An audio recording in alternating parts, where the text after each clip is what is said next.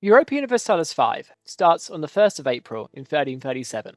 This is different to EU4, which kicked off in 1444, but this of course means there's a hell of a lot more actions, decisions, interactions, content, and flavour for you to use in EU5. For example, it's got crusader states still in the game, banking countries that just exist to fund your wars, a meta that inspires you to make 1 billion vassals, a comprehensive character system with your court full of promise and prospects, and a gigantic map with thousands of countries, hundreds of cultures, and dozens of religions. So here's 5 insanely strong diplomatic actions that you need to be using in your EU5 games that you might not have noticed yet. Number 1 is sending people off to the Prussian crusades. At the start of the game, there are 2 crusader orders. They're locked in a struggle for power of Eastern Europe and end up in quite an early conflict with the East. And this opens up quite an early opportunity for Christendom to send their holy fighters to the Holy Land in search of righteousness and reward. So we mentioned the vast court system you have in EU5. Well, you can send these characters off to the Prussian Crusades, and you can send them to both. You don't need to just send to one or commit to one cause. So what does this entail? You can pretty much send most of your court down there. You definitely can't send anyone in your crown estate though, so you can't be sending off your horrible heirs to try and improve them or kill them off. But essentially, this mechanic lets you gamble your courtiers. You can send them off, and they have a chance of dying, but most likely they come back and give you huge rewards, and only at the cost of 1 diplomat. But I'm a good few hours into this game now, and I still haven't had a character die once. So all we have to do is just wait 5 years for our courtiers to come back all righteous, holy, with some better stats and some more rewards too. So I'll just speed this one up for you, just a little bit quickly.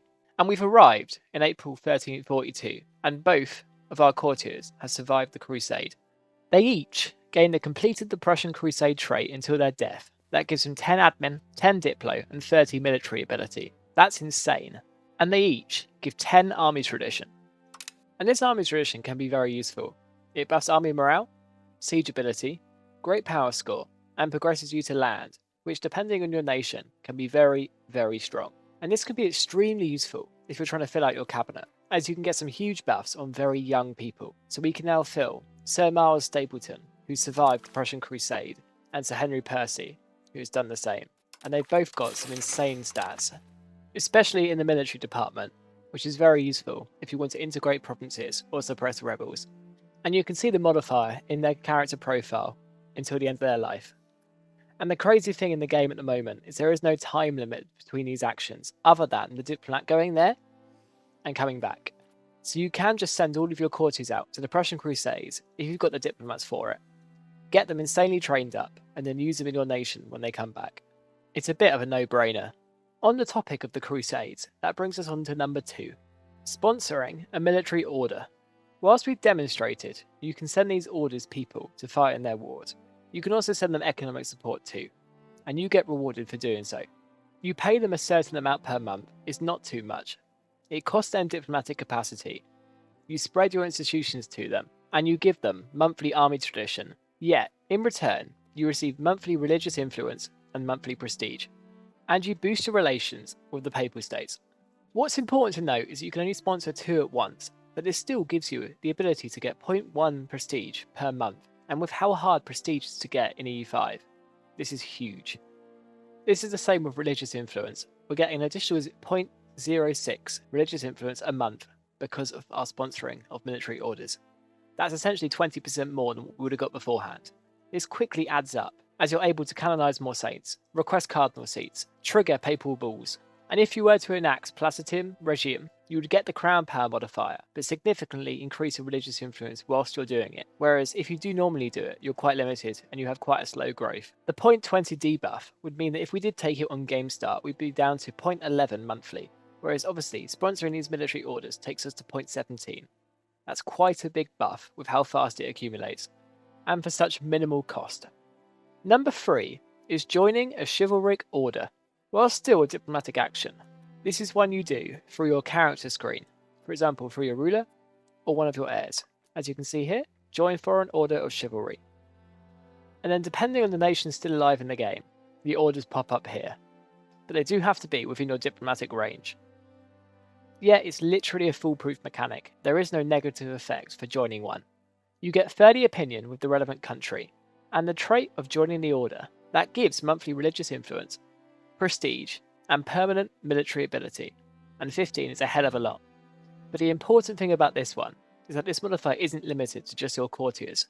You can do it on your rulers, your heirs, or anyone in your royal family, with the only limitation being that you can only do it once every 10 years, and that's in total, not per character. But obviously, it's prudent to use on your ruler and heir as your priority, because you want these nationwide army buffs, because they're quite strong. As you can see, army morale, general cost, is very, very good. The main two nations that offer this are Hungary, Brandenburg, and sometimes, if they're still alive, Byzantium. So choose the destination on who you want to impress the most. Number 4 helps you get institutions which are quite hard to get in the game, whether it's printing press, the New World, pike and short, or any in the entire game. It's knowledge sharing. A lot of people have been saying, well, knowledge sharing isn't in the game, like it was in EU4. And that is true, because this is specifically a subject action. If you have a subject that has an institution that you don't have yet, you can ask them for that knowledge. This spreads 50% of their embraced institutions to our capital and gives us a modifier of 10% institution growth while this is in effect. In this case, this is meritocracy, which in this game, we're only 15% of the way to embracing. And it has arrived in our capital, but it's taking a while to spread to our adjacent provinces and the rest of our country.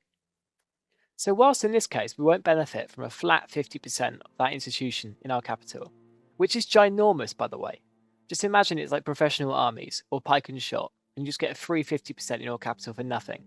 But what we will benefit from in this exact scenario is that global 10% institution growth modifier. In this province, we're currently growing meritocracy by 0.58 a month, and by taking the decision, it now boosts us up to 0.63 a month, which doesn't seem like a lot, but with institutions, months matter. And the beauty is, this modifier doesn't just apply to that institution, it applies to every single one. So you can see here we're getting 10% for Renaissance, which is slowly spreading into this province, something we've already embraced nationally. And if it is a totally fresh institution, so you are using that 50%, don't tell Paradox this, but what if you broke that arrangement and then reinstated it? You just boost yourself up to 100% straight away. Just to reiterate, don't do this. You're not meant to. But of course, if you wanted to, I can't stop you. So on to number 5, and that is the invite prince mechanic. Essentially, if you're a republic, like Novgorod, or Mantua if you will, and you're waiting for your new ruler to be selected, you can invite another one from a different country to serve as your ruler. And the beauty of this is you have such a wide range of options. You can essentially get a ruler with some insane stats. Currently 89 countries would accept giving us one of their princes. Just a few member options: Count Gregor von Ratzeburg, Count Johann Georg with some insane stats, King Casimiris III Piest with some even better stats, and whilst choosing someone else's ruler as your own will put you in a personal union. It's not as bad as it seems, because you're a republic, so you get a choice next time when this king dies as to who your next one will be, so it's very hard for them to integrate you, especially at the start of the game, as long as you're not joining an existing union. As you can see, by inviting this ruler to our throne, we've rejoined the Muscovite Union.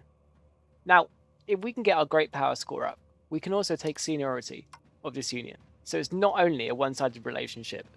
But to be honest, with how weak personal unions are in this game, I'd focus on getting some insane stats. Let's look at Poland's ruler for a second. If you're lucky enough to get him on your throne, you get some insane buffs like 23% crown power, minus 9% building and proximity cost, 88% diplomatic capacity, 9% army and navy morale. It's incredibly significant.